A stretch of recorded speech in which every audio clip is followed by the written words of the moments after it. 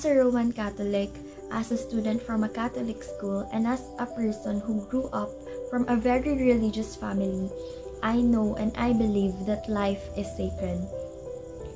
My family, especially my grandparents, taught me how to value life in general, how we should take care of one another, especially our health, and how we should respect not just each other but also other people. Kasi 'di ba, kung hindi natin alam kung paano respetuhin yung sarili natin, hindi natin matututunan lalo kung paano irespeto yung ibang tao. Gaya nga ng sabi nila, na irespeto mo yung sarili mo sa kung gaano mo kagusto na irespeto ka din ng ibang tao. Kaya dapat yung respeto nagsisimula sa sarili at kung paano mo i-value yung life mo, kailangan mo muna siyang matutunan sa sarili mo bago mo siya magawa sa ibang tao.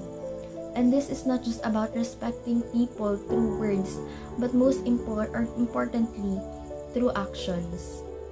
Let us learn to respect each other through words, actions, every bit of our body and life, because these are gifts from God that we need to value and treasure the most.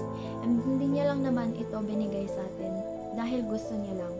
Ipinagkatiwala niya ito sa atin dahil alam niya na i-value natin to ng maayos at tama.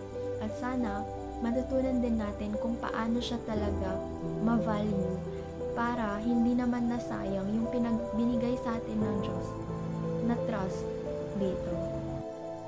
Isa pa, kailangan din nating ma-realize na ang Diyos lamang ang nakakaalam kung kailan ang pagtatapos or kung kailan ang huling hininga ng isang tao. Dahil siya ang punot dulo ng lahat, siya ang nagbigay ng buhay, at siya lang rin ang nakakaalam kung kailan ang katapusan nito. Kaya, bilang isang tao, wala tayong karapatan na magsabi kung kailan ang katapusan ng ibang tao at wala tayong karapatang tumapos ng buhay ng isang tao.